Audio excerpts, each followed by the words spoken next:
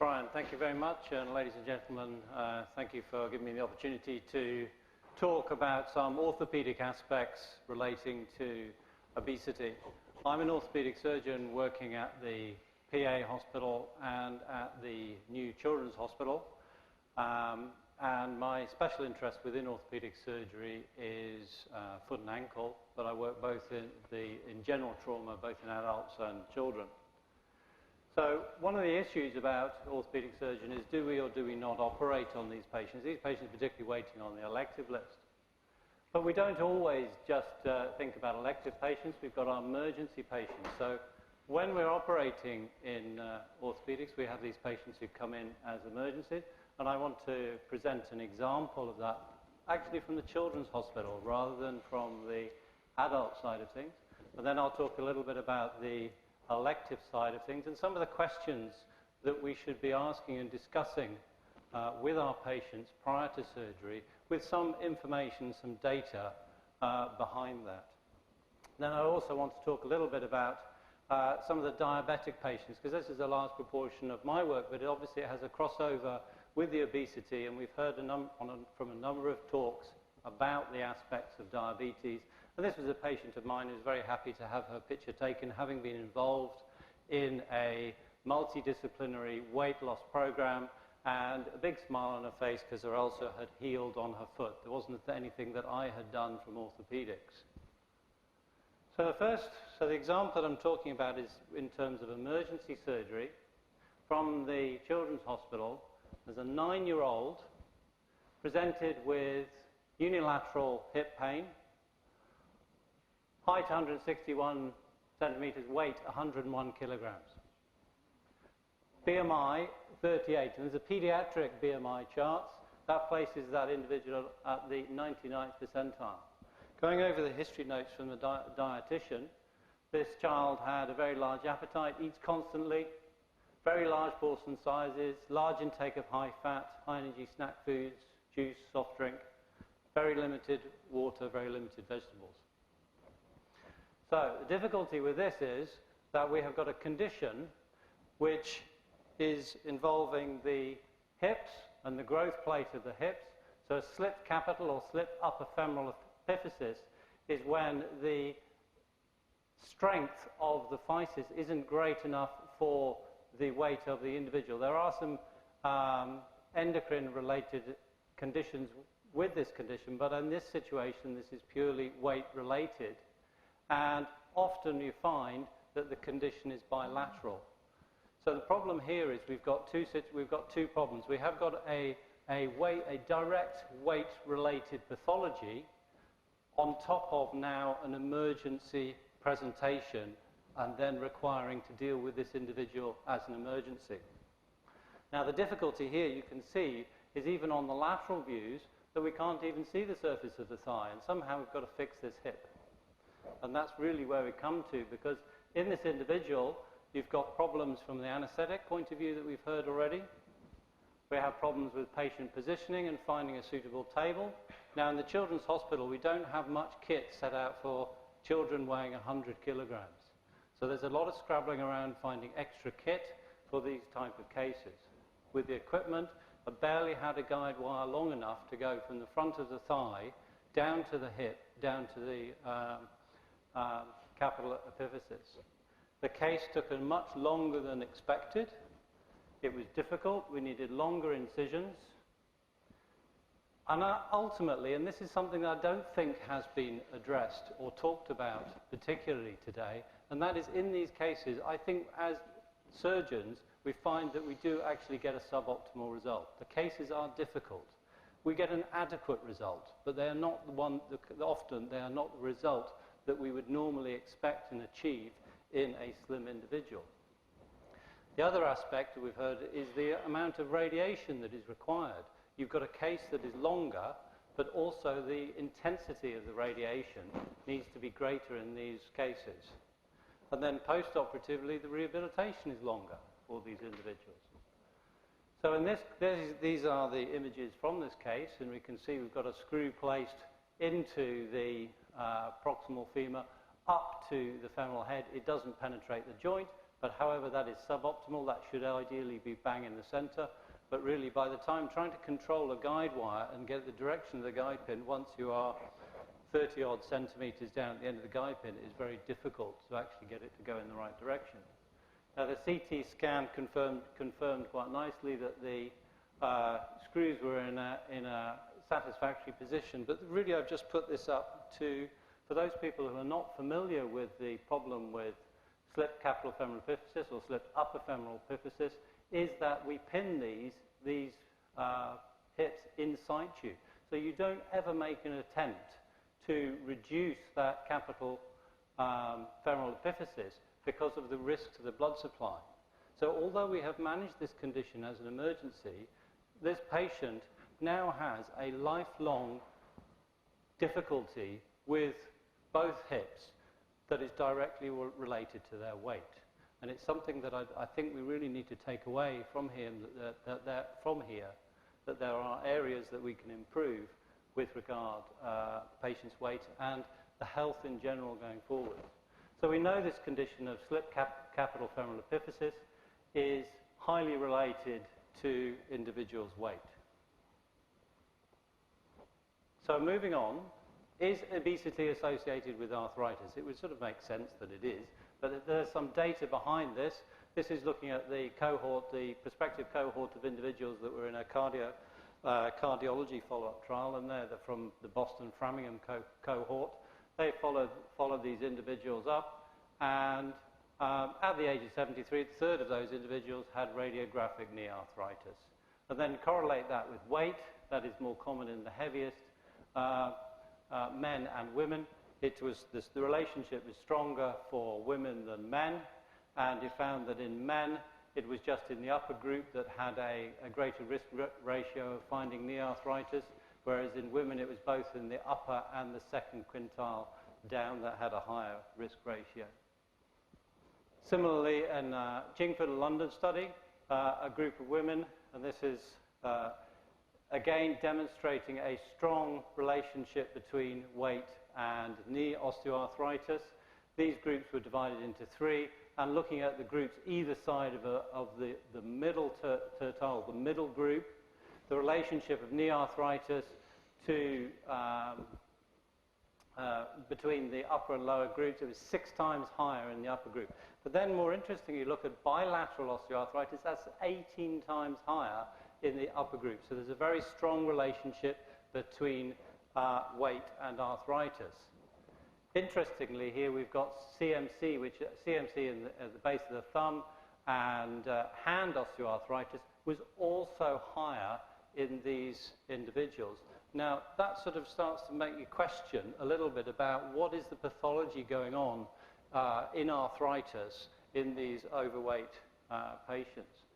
So, how is arthritis linked to obesity? The logical thinking would be that it's purely loading.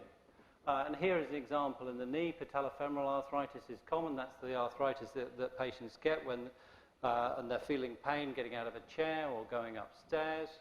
And that's purely related to the forces across the front of the knee joint. So just going downstairs, the forces across the patellofemoral joint are 5 times the body weight. And I always use that as an example when I'm talking to patients and talking about weight loss to say, well, if you lose 1 kilogram, the forces that you'll lose 5 kilograms worth of force across the knee joint. And people are quite responsive to that. They think, oh, that's why my knee's sore.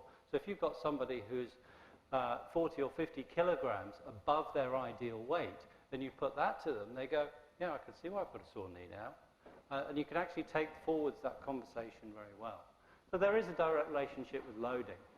But there are also other factors to consider. Not all overweight people develop arthritis. And osteoarthritis is also found in underweight patients. So what else is going on? So there are some inflammatory processes going along that we've heard about, some metabolic processes associated with obesity, and some inflammatory agents, and it's already been mentioned, some cytokines and leptin as one of the groups. Now, as an orthopaedic surgeon, I'm not going to take that any further. So there are other aspects, and I wouldn't just leave it at that. But what is interesting is that if in somebody who's overweight, who has a mild bit of arthritis, they are very symptomatic. And that's a really difficult problem to tackle. So radiographically, they might not have very much, and on an MRI scan, there might be a small amount of unevenness, but they are very symptomatic. What do we do with those individuals? Do we actually go put them forwards for joint replacement surgery, where normally perhaps we wouldn't operate on those patients with that degree of change? So that's a difficult area. So when the patient's coming along for an operation, we have to assess whether we should actually go forwards with that. And patients often say, well, I'm this size, but I can't lose weight because I can't use my knee or I can't exercise. And patients will often say, oh, I will be able to lose weight once I've had my operation. Now, what's the truth in that? In fact, there's a study here looking at over 3,000 patients of knee replacements and hip replacements published this year in American Journal, demonstrated that on the whole, most patients maintained their weight after surgery. Okay, and that's the really sort of take-home message in orthopedic terms, is that there's unlikely to be any change. However, there was a small group of the ones that did lose a little weight. On a positive note, the ones that did lose weight were the heavier patients. There were the women, and better with knees than hips. So there was a small group of patients who were able to lose weight. A study from Melbourne, from Peter Chong, of 500 patients followed up for 12 months. Of that cohort, 60% were obese or with a BMI over 30. And this is looking at the weight follow-up, what actually happened. So 12% lost weight. However, 21% actually gained weight after the surgery. And in orthopedic terms, that's because they can get to the fridge quicker. So, but keep that. Won't go on anymore. Okay, but again, the take-home message here is that the majority of patients maintain their weight. All right. So if somebody is going forwards for an operation on the grounds that, yes, I can't do anything because my knee's sore, bottom line is that they're unlikely to lose weight once they've had their knee surgery. Now, what we do know, and we've heard about already today, is the risk factors faced with surgery. Now, in a large, over a meta-analysis including thousands of patients, it's interesting to see that the number of intraoperative complications, the surgical complications in these heavier individuals was not increased significantly. The number of thromboembolic events was not significantly increased either. The two areas that we do see that were significantly increased in knee replacement surgery was the infection rate, nearly doubled, and the revision rate also increased. Now, these two are related. And we heard Professor Waters talking earlier on this morning about infections, and infections were sort of, yes, they get an infection, you can treat infection, and then once that's sorted, it's okay. The difficulty with orthopedic infections is that the infection, a wound infection, can then become a deep infection, which can then affect the survival of the implant, requiring a further operation and then a poorer outcome. And that is the significance of this infection rate in orthopedic surgery. So we have to treat it very seriously, and that's one of the things that patients who are overweight need to know about their surgery. So again, going back to Peter Chong's study, the similar thing was found, is that the number of adverse events following surgery increased with the increased obesity, looking at 35% adverse events in morbid obese. However, that's a relatively small study. Apologies. I'll just head back. So there, the question there, to say to a patient you would face less risks if you lose some weight. Well, I think actually there the wording is incorrect, because we haven't actually shown that you would face less risks if you lose weight. You would face less risks if you weren't so overweight, would be a better way of phrasing it. We need to actually answer this question. Do you actually face less risks if you lose weight in your preoperative period? In terms of non-surgical weight loss, there's not much evidence. In a review, there was a number of a couple of studies, comprehensive studies, that did not show any difference between the incidence of surgical site infections, and that's particularly in orthopedics, that's what we're worried about, in those patients who lost weight with those ones compared to the same body weight. That's evidence to suggest that losing weight in that preoperative period, in fact, does not change the operative risks. So we perhaps shouldn't be excluding people, or we shouldn't be excluding people for surgery who just to go away and lose weight, because it is unlikely to change their immediate surgical risks. Now, I haven't got any other evidence about the anesthetic risks and some of the other things that have already been mentioned, but in pure orthopedic terms, the evidence isn't there. Now, the relationship between bariatric surgery and orthopedic surgery, there's a recent, this study that has been published, which has got an interesting 3 subgroups in the study. So we've got 125 patients who had knee replacements, morbidly obese patients, put into 3 groups. And that is, the first one group has had no bariatric surgery. The second group had bariatric surgery, but less than 2 years interval between the bariatric surgery and the knee replacement, and a third group that had bariatric surgery and an interval greater than 2 years from their surgery. And they looked at the operative differences in terms of anesthetic time and operation time, and then the complications at a 3-month period. So in terms of the BMI of the 3 groups, there was a difference between those that had not had bariatric surgery and bariatric surgery, with BMI of 43 in the bariatric group and then 30, so essentially 38 in the other 2 groups. What's interesting is the anesthesia time. There was no difference between the non-bariatric patients and the bariatric patients that had had surgery within 2 years. There was a significant difference with those patients who had had bariatric surgery greater than 2 years. And similarly for the operative time and the tourniquet time. So the same findings. So there seemed to be something happening in this period following bariatric surgery. And again, that might tie in with some of the things that we've heard about today in terms of the metabolic changes and the malnourishment and adaptation that is occurring down the track. There wasn't a further explanation for that obvious and significant difference. There was no difference in the length of stay. With regard to complications for this group, the sample size was relatively small and there was no significant difference. So again, we're looking at that. So the influence there, of the bariatric surgery would appear to be a little later, and so it should perhaps we'd be maybe more hesitant about considering bariatric surgery in that shorter period preoperatively, and looking at it as much more of a long-term change. But at the moment, there isn't the evidence to suggest that there is a direct influence on the rate or number of surgical complications. A recent study that was produced, so that's in November, so that's this month's journal, of further knee replacements that have undergone bariatric surgery matched with a similar control group. Interestingly, against the author's anticipation, demonstrated that the bariatric group performed worse in terms of knee stiffness and requiring reoperation than the comparison groups.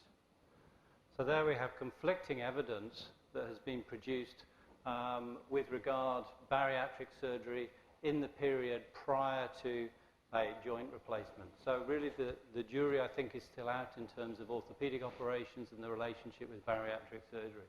And that's up-to-date work. Another thing that's often asked, and patients will ask, and we talk about it in orthopedics, is how long will my knee replacement or my hip replacement last? And the kind of mental picture is, well, we've got a heavy patient, therefore they're likely to wear it out faster. Now, is the evidence there for that? And reviewing some evidence, there's not very much of it about, but there are a couple of studies that demonstrated, one that showed that there was a better implant survival. When we're talking about survival, I know we're at a mortality meeting. This is not patient survival, as we talk about implant survival. So that's not having to remove a loose knee replacement or hip replacement. So that's implant survival. So the 10-year implant survival for the obese group in this paper was 97% opposed to 95% in the non-obese. Whether that's because these patients get about and do a lot more and wear them out faster, I'm not sure. But that is that kind of explanation, in that these implants do wear out. And conversely, this one shows the opposite effect. So you've got conflicting evidence there. So we can't really be sure whether these implants do wear out. But we do know overweight patients who have a joint replacement do well and improve. So in summary of this part of the talk, we've shown that obesity is associated with increased risks. At the moment, there appears to be insufficient evidence to suggest immediate preoperative and non-surgical weight loss will reduce any complications. There is evidence to suggest that preoperative bariatric surgery greater than 2 years reduces procedure time, but it's unclear at the moment whether bariatric surgery will reduce orthopaedic and surgical complications. So just a few moments, I'm going to mention something about our diabetic patients. We know they're related to the obesity. Diabetic patients have a significant problem of neuropathy, so where they lose feeling in their feet. The difficulty with lose feeling in your feet and you're overweight is you're more likely to produce ulceration and cause pressure as a result of pressure. Therefore, we have some treatment of the ulceration, but it is very difficult still to prevent.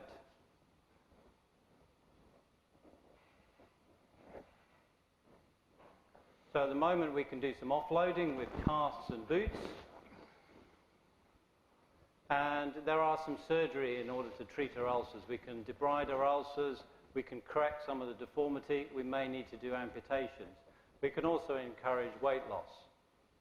So in terms of surgery, we can do some realignment and move ulcers from fairly a drastic appearance to getting ulcers to heal by surgery. But the difficult patients, and I wanted to bring this up because I do not have an answer for these patients who are overweight, who have lost sensation in their feet secondary to their diabetes, and essentially there is no bony deformity, there's no peripheral vascular disease, they just have a peripheral neuropathy, they can't feel their feet. How do we deal with these patients? Do we just stop them walking? Or are these the patients that should be forwarded for bariatric surgery? So essentially we have our ulcer prevention, which is education and weight loss, but should we move patients forwards for better access for surgery for consideration of weight loss? We also need to involve a multidisciplinary team to help our patients, like a lady here who has only got 4 toes, but she no longer has an ulcer on her foot. So I've talked about today some risk factors associated with obesity, particularly the pediatric population. These patients end up with more complex procedures. They have a greater length of procedure time. And in our orthopaedic patients, there's a greater infection risk and revision rate. Patients need to be aware of the risk when they're coming to surgery, but there is no strong evidence that I could find that weight loss immediately prior to surgery will reduce their complications. I think we should also include the fact that we've got some non-measurable factors. That's the difficulty with surgery and suboptimal results. That's very hard to quantify. So in orthopedic terms, once we meet an obese patient, is it too late? Because there isn't the evidence to suggest the complications can be reduced.